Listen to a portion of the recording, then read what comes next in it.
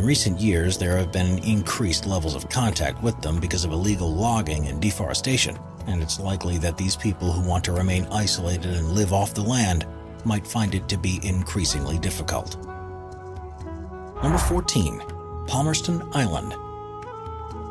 Palmerston Island is an isolated atoll off the Cook Islands and is a sandy mound on top of a coral reef that surrounds a central lagoon. It was first discovered by the expedition of Captain Cook in 1774 and is now home to one of the most remote communities on Earth. There are currently 62 inhabitants, 59 of whom are descendants of an English sailor who lived there in the mid-19th century.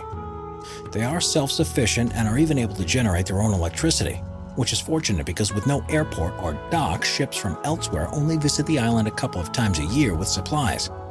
If you want an isolated desert island with none of the pressures of modern life, then this is the place. Number 13. Tristan da Cunha. In the middle of the Atlantic Ocean, 1,511 miles from Cape Town and 2,166 miles from the Falkland Islands, is the world's most isolated archipelago, Tristan da Cunha. It's a British overseas territory, covers an area of 38 square miles, and with no airstrip, the only way to reach the island is a 6-day boat trip to South Africa, which sails 8 or 9 times a year. Amazingly, for somewhere so remote, there's a permanent population of around 250 people. Most of them are farmers and fishermen, and the community sustains its economy by the export of Tristan rock lobster. The only settlement on the island is called Edinburgh of the Seven Seas, which itself holds the record for being the most isolated town in the world. Number 12. Itokotormit. The town of Itokotormit is the most remote settlement in Greenland and is located on the far eastern coast of the country, around 24 miles from the nearest airport.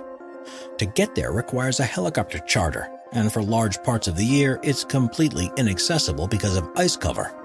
It's a place that's known for wildlife such as polar bears, seals, shrimp, and musk oxen, and was originally built so hunters could take advantage of the thriving ecosystem. Now there are around 450 inhabitants who live in the interspersed huts and have very little contact with the outside world. Number 11. Coober Pedy. There are countless isolated communities around the world that sprang up to support miners in search of precious objects. But there's none as strange as Coober Pedy in Australia. It's often referred to as the opal capital of the world and is on the site of the largest open opal mine on the planet. There are just under 2,000 inhabitants, and because it's in such a harsh environment, most buildings have been carved from the earth and are underground. Apart from the mining, the town also relies on tourism for those who are willing to make the trip, and is particularly famous for its golf course, which has no grass whatsoever, apart from a small piece of turf from which to tee off. Number 10. Siwa Oasis. The Siwa Oasis has long been an important part of Egyptian culture, even as long back as the ancient Egyptians, and today it remains one of the most remote communities in the country. It's deep within the western desert in the Sahara and is 348 miles away from Cairo. While it has around 33,000 permanent residents, they live a detached desert lifestyle, and until a tarmac road was built in the 1980s, the only way to reach it was by camel.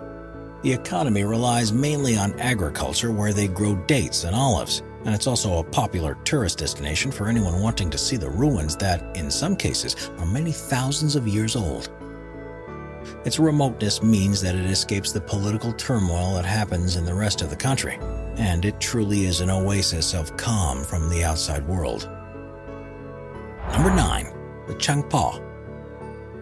The Changpa tribe are a group of nomadic people who live on a high-altitude plain in western and northern Tibet. They move across the land taking care of their flocks of yaks and goats, and unlike in other regions around the world, they don't face pressure from static farmers because the land is seen as too inhospitable for other agricultural uses. They also travel through the Indian-administered Handley Valley, where there are 6 isolated settlements that are home to those that are more sedentary than the nomadic members. In all, there are thought to be around 500,000 Changpa, and they rely on the trade of livestock to survive. One of the breeds they raise is the highly prized Chankra goat, which produce pashmina fiber, and is one of the most expensive natural fabrics in the world. This is their main source of income, and a highly profitable one, but this certainly isn't a life that most people would be able to endure. Number 8. Kerguelen Islands. The Kerguelen Islands are a group of islands that lie in the Antarctic around 2,100 miles away from Madagascar, which is the nearest populated place. This is one of the most remote pieces of land in the world and is part of the French Southern and Antarctic lands. The weather here is extremely tough, so it's no surprise that they're also known as the Desolation Islands. The main island is called Grande Terre and covers an area of 2,577 square miles. It's constantly subjected to strong icy winds and surrounded by rough seas. And although there's no indigenous population, it's home to a French outpost that has up to 100 residents who perform scientific research or are on military secondment. The islands have no airstrip, so the only way to access them is by ship. And it's not exactly the type of place a boat will stop en route to somewhere else. The only vessels to visit here are specifically scheduled ones. Before we move on, be sure to subscribe to Top 5s with notifications on. Number 7. The Awa. It is not known for certain how many isolated tribes remain within the Amazon rainforest, but there's one that we do know about called the Awa. They live on the islands at the eastern edge of the Amazon, where their 350 members live a largely nomadic lifestyle. If they had their own way, they wouldn't have anything to do with outsiders. But the arrival of illegal loggers and poachers has meant the encounters have become increasingly common in the past few decades.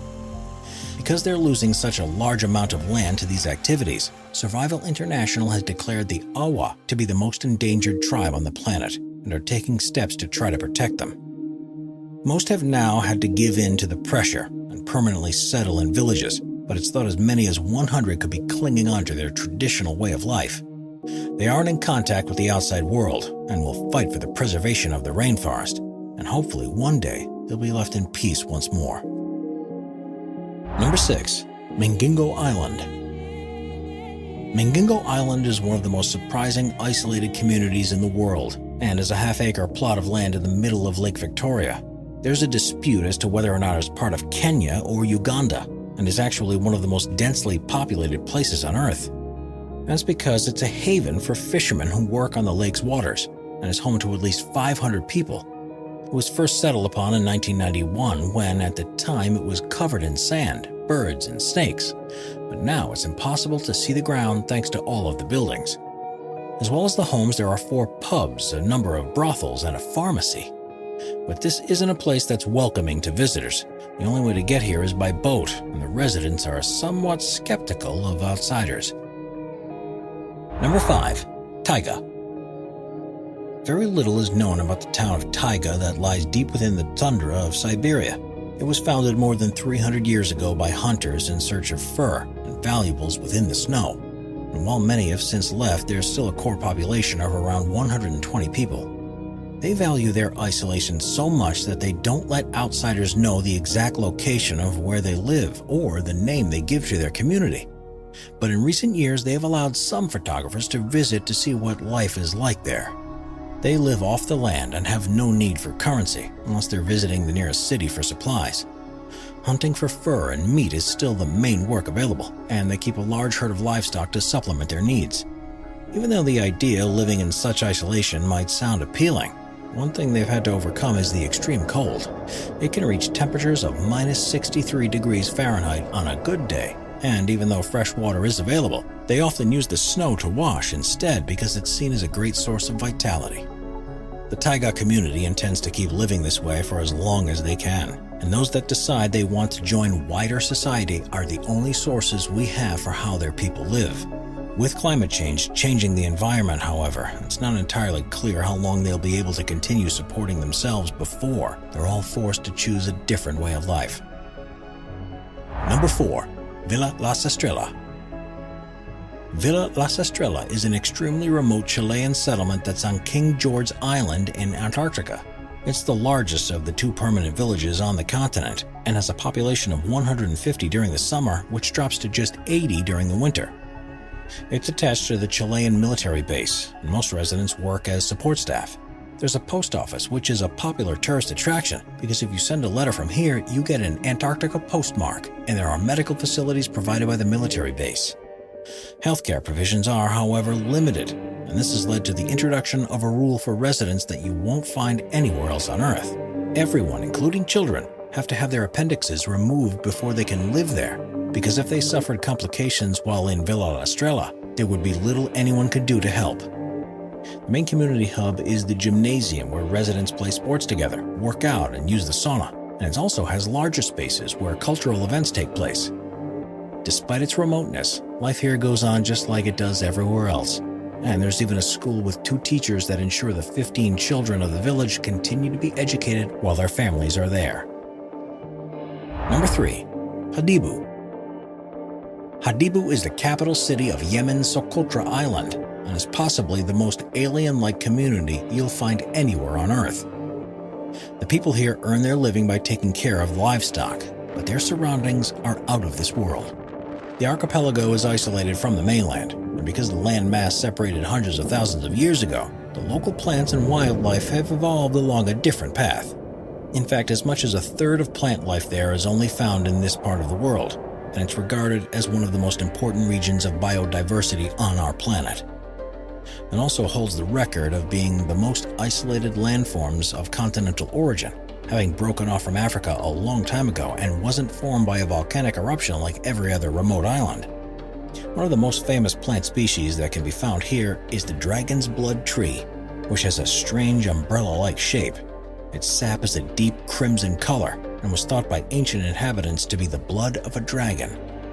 The whole island is designated a UNESCO World Heritage Site, and this limits how much construction can take place and how many people are able to settle here.